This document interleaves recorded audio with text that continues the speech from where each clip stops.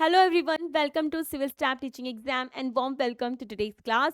Today we're going to analyze the paper that is Chemical Science जो आज 27 जुलाई को हुआ है उसको हम यहाँ पे एनालाइज करने वाले हैं. ठीक है, तो देखिए जो केमिकल साइंस का पेपर आज हुआ है वो कि उसके अंदर अगर हम बोले कि ओवरऑल जो लेवल ऑफ एग्जामिनेशन था दैट वाज मॉडरेट. ठीक है, मॉडरेट वो था. ठीक है, और अगर हम बात करें पर्टिकुलरली पार्ट ए बी और सी तीन पार्ट्स में डिवाइडेड होता है केमिकल साइंस का पेपर. तो अगर हम बात करते हैं यहाँ पे कि आप कितना अटेम्प्ट कर पाते हैं, अगर आपकी प्रिपरेशन बहुत अच्छी जा रही थी, आपका वेटेज यहाँ पे जो पेपर का वेटेज देखा गया है that was towards the organic. ठीक है, तो ऑर्गेनिक की तरफ थोड़ा वेटेज ज़्यादा था. दैट मीन्स अगर आपने ऑर्गेनिक का मास्टराइजेशन ऑर्गेनिक में की है और आपने इसमें प्रिपरेशन में भी ज़्यादा फोकस किया था तो आप पार्ट जो सी होता है उसके अंदर स्कोरिंग था ऑर्गेनिक, राइट.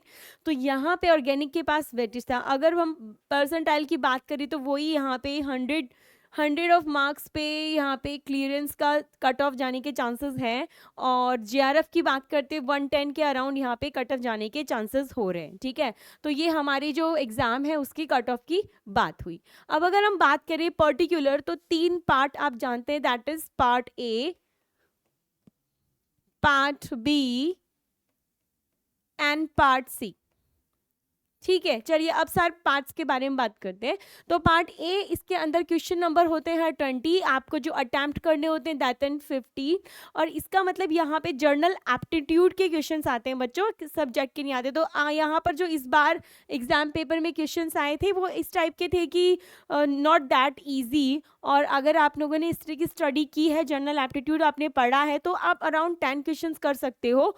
अगर नहीं करा है तो 2 to 3 और 4 to 5 क्वेश्चन आप यहाँ पे अटेम्प्ट कर सकते थे. ठीक है, तो पढ़ना अगर आपने है तो. आफ्टर दैट हम सब्जेक्ट की बात करते हैं.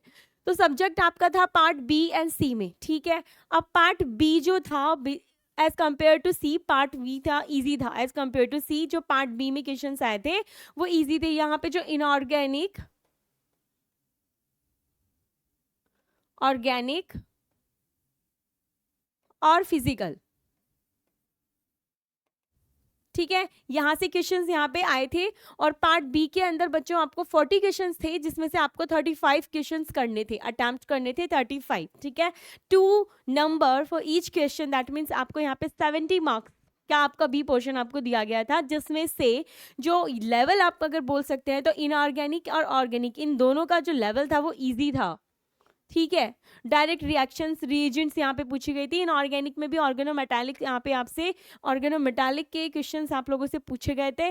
और ग्रुप थ्योरी वगैरह ये सब यहाँ पे, इसका ग्रुप थ्योरी क्या है, इसका ग्रुप नंबर क्या है, ये सब यहाँ पे पूछा गया था. तो हम कह सकते हैं कि ईजी टू मॉडरेट यहाँ पे ये वाला चला था. ठीक है, ईजी टू मॉडरेट. तो पार्ट बी में से जिस टाइप के क्वेश्चंस आए थे that was easy to moderate. अगर हमने स्टडी की है तो हम उनको अटेम्प्ट कर पा रहे थे, है ना. ठीक है, अब हम बात करते हैं पार्ट सी की. तो पार्ट सी बेटा,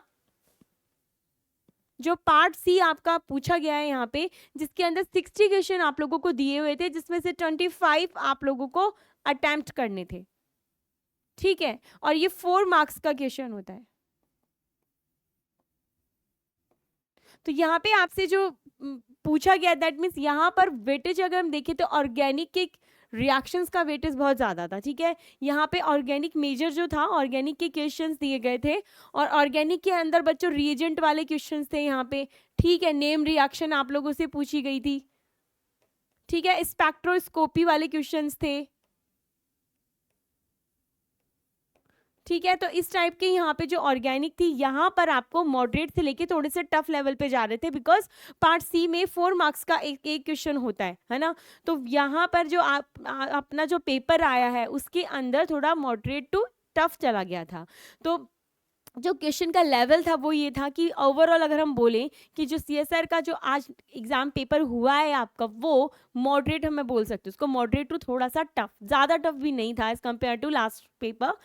और इजी भी नहीं था, इजी भी नहीं बोल सकते हैं इसको, क्योंकि अगर हमने पढ़ाई की है तो ही हम अटेम्प्ट कर सकते हैं. तो मॉडरेट टू थोड़ा टिपिकली थोड़ा टफ ये जा रहा था. तो ये था हमारा आज का पेपर जिसके अंदर मैंने बात की आपसे कि पार्ट ए बी और सी में किस टाइप का किस लेवल का एग्जामिनेशन यहाँ पे गया है. अब देखो बच्चों, जो क्वेश्चन आए थे ऑफ कोर्स उस क्वेश्चन में जो लेवल था वो लास्ट एग्जाम पेपर से तो बड़ा ही है। तो हम कह सकते हैं कि जैसे जैसे एग्जाम पेपर जो ईयर्स निकल रहे हैं, एग्जाम जो नए नए एग्जाम आते हैं, इनके अंदर थोड़ा सा लेवल बढ़ा देते हैं ये लोग, है ना। तो इस बार क्या था, इन्होंने थोड़ी सी इंटर कंसेप्ट मिक्सिंग की थी। जो क्वेश्चंस थे वो मिक्स वाले क्वेश्चन थे।